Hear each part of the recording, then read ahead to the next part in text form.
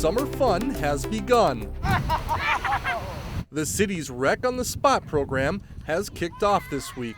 The program is free and gives kids ages between 5 and 14 a chance to play outdoors and soak up the sun. Since 2019, Wreck on the Spot has given kids opportunities to participate in a wide variety of activities. With the high turnout the program is seeing, city leaders are pleased with its success and excited for what the program can grow into. I'd say this is kind of the highlight program that I've done. I've been at the city for 15 years, and a lot of what I do is I do adult softball and I do other programs. But being able to really engage and get kids into the program that might not necessarily be able to afford or have the resources to get into a pay-for program, this is a great opportunity. Always looking to grow things, do a little bit more enrichment stuff, and maybe have some special days where we might have police or fire or public works or somebody come out and share a piece of equipment with the kids. Wreck on the Spot visits 5 parks throughout the week and runs all the way through August 11th. For more information, visit the city's website at coonrapidsmn.gov.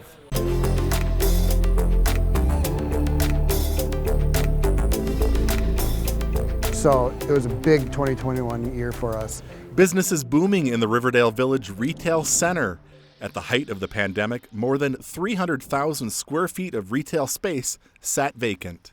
Going through the pandemic, working with our leasing team out of West Palm Beach, we put together a plan on how to bring in new prospects and how to get together. And it worked amazingly because now we're down to around 40,000 square feet of vacancy. The old Sears building, which has sat vacant for the past 7 years, has new life. Schneiderman's Furniture recently opened a 136,000 square foot showroom.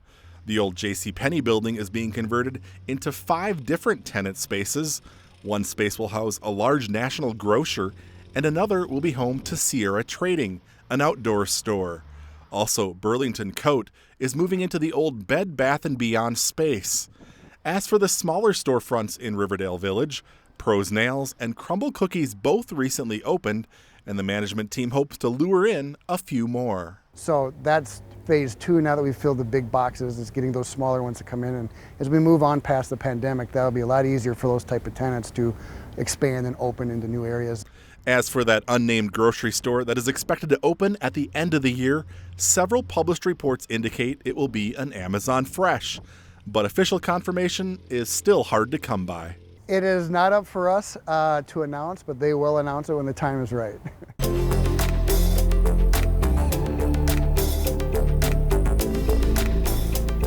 Thank you for coming out tonight to our Summer in the City meeting. The heat didn't stop Coon Rapids residents from turning out for the first neighborhood meeting of the year at Al Flynn Park on Tuesday night. The meetings, held several times each summer, help connect residents face-to-face with city leaders and staff. We just want to let you know that this is your opportunity to meet with staff, to get all of your questions answered. If you are wondering what's going on around town, if you're wondering what's going on with any of our departments, they're all here. Everybody is here from staff tonight. Almost plenty right here to abound. There's also plenty of fun, especially for the kids. A bubble baron showed off his impressive bubble making skills and even let the kids have a turn. The misting stations were a big hit, especially on a 90-degree day, along with free ice cream. And visitors got a look inside a police car, fire truck, and snowplow. 2 more Summer in the City meetings are coming up. On June 28th, the meeting takes place at Rockslide Park. And on July 12th, head to Crooked Lake Park. Both events run from 6:30 to 8 p.m. For more details, log on to the city's website, coonrapidsmn.gov.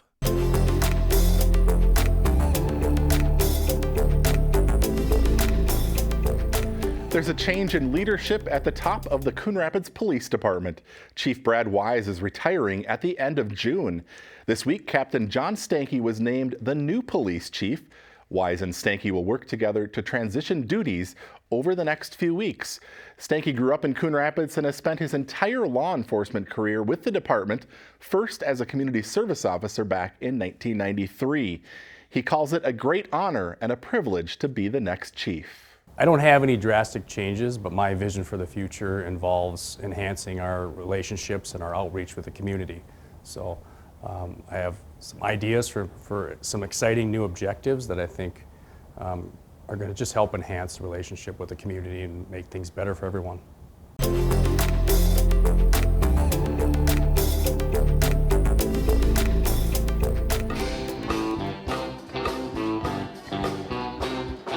Early in the evening, just about supper time. Over by the courthouse, they're starting to unwind. The Castaways kicked off the annual summer concert series at the Coon Rapids Dam on Thursday night, and what a beautiful night for an outdoor concert. The group features 5 musicians who play everything from Bruce Springsteen to the Beatles. If you missed the concert, you can catch it on the CTN Community Channel on cable. 8 concerts remain this summer. On June 16th, it's Sawyer's Dream, which is 70s Americana. June 23rd, country performer Rocky Lynn takes the stage. On July 7th, more country tunes with Raquel and the Wildflowers. July 14th, Eric Christensen and his support group play the blues.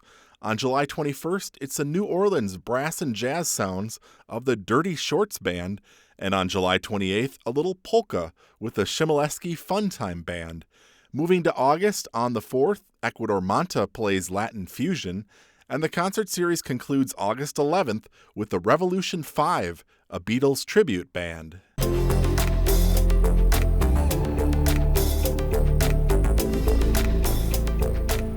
Here's a quick recap of the Tuesday, June 7th City Council meeting. The bridge on Coon Creek Boulevard over Coon Creek is expected to be demolished and reconstructed in the next 2 years. On Tuesday night, the City Council approved a joint powers agreement with Anoka County for the $3.8 million project.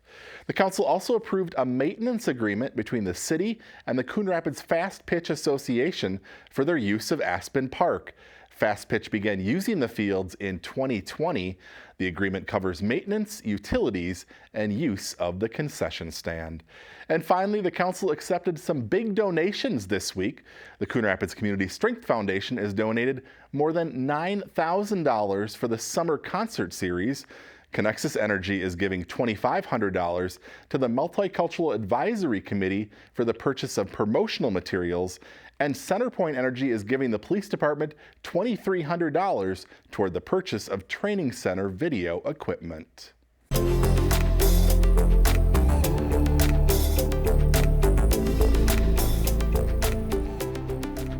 Your new Miss Minnesota's Outstanding Teen of 2022 is Julia Schumacher, Miss Coon Rapids Outstanding Teen. In March, 17-year-old Julia Schumacher became the first Miss Coon Rapids Outstanding Teen ever to win the state title as Miss Minnesota's Outstanding Teen. It was definitely an unreal moment. Like I said, I've been competing in this organization for about 3 years, so there's been a lot of hard work into it, and just hearing my name called felt so unreal and just a really exciting time for me. Schumacher keeps herself busy with academics and dance, but also works as a nursing assistant and lifeguard. Minnesota's Outstanding Teen has put her skills to the test with a social platform that's near and dear to her heart called How to Save a Life. And its main goal is to teach as many individuals CPR as I possibly can. So I learned CPR the first time when I was in 6th grade, and I know I want to go down to a pre-med path. I'm not really sure what yet, but I wanted my social impact initiative to be something medical based. And I did my research about CPR, and I found it really staggering how only 50% of Americans know how to perform it, because a threatening situation or a life-threatening situation can happen at any time in any place. Julia will be making public appearances around the state this summer, including the Coon Rapids 4th of July parade. Her competitive spirit has her aiming for some big goals. After I release my title as Miss Minnesota's Outstanding Teen next year, I hope to compete in the Miss organization and run for the title of Miss Minnesota. Julia is now preparing for Miss America's Outstanding Teen pageant in August. Before then, there will be a community send-off here at Riverwind Park on Sunday, July 31st from 4 to 6 p.m. It's a chance for supporters to stop by and wish her well on her way to the national stage.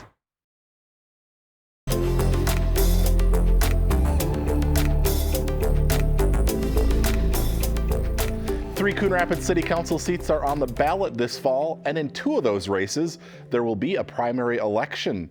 3 people have filed for mayor: incumbent Jerry Cook, Todd Jones, and Sharon Compton. In Ward 3, incumbent Pablo Hernandez Jr., who was appointed to that seat, is being challenged by Sean Novak and Diego Morales. And in Ward 5, Brian Armstrong faces Jonathan Housechild.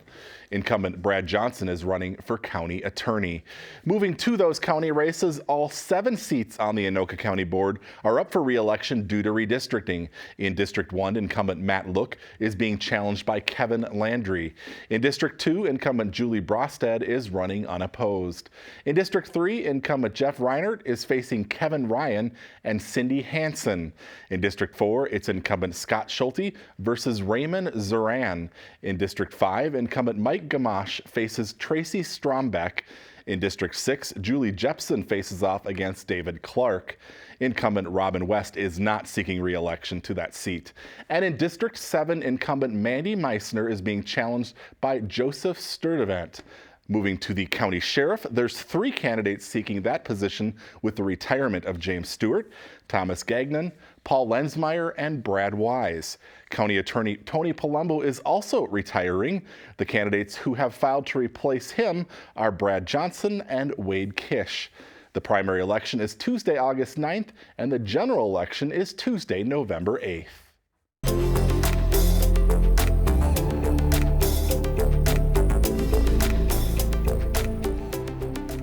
3, 2, 1. A brand new music school, Bach to Rock, is now open in Coon Rapids. The business community gathered Tuesday afternoon for the official ribbon-cutting ceremony. The school, which also has a location in Plymouth, gives lessons on a variety of instruments for both kids and adults. There's early childhood classes for those as young as toddlers, and for the older kids, clubs and camps. From age 7 and up, we do private lessons. Then we get kids performing in bands. We feel that when kids are able to perform music in the genre that they love, they do better. This summer, the city's recreation department is partnering with Bach to Rock on youth music programming. Classes for kids include Rock City World Tour Camp, Rock Band Camp, and Glee Club Camp. For more information or to sign up, log on to the city's website, coonrapidsmn.gov.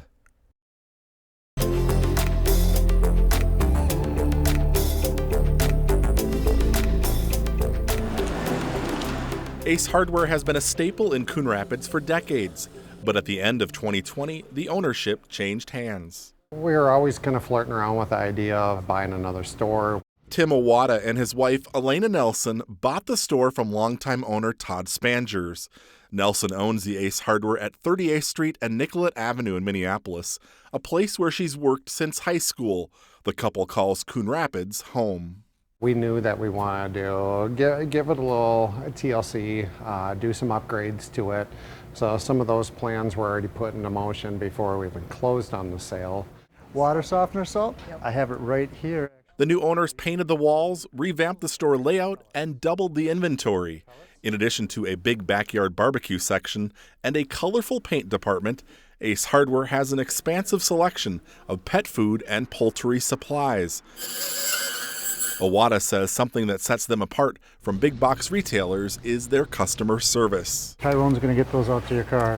One of the biggest complaints we get from people that come here from the big box stores is they'll walk around those stores for a long time and can't find anybody to help. Our goal is to help every person as soon as they walk through that door and give them that personal shopping experience while they're here. The store not only comes with new owners, but also 2 new mascots, Ace and Aura. Customers come in looking for the cats, some even carrying them around as they shop. The cats roam the store 24/7. They stay here. Then when you come in the morning, they'll have all the toys pulled out of the pet department laying around up here, and gloves and everything else. They're obnoxious, but everyone loves them. They're great.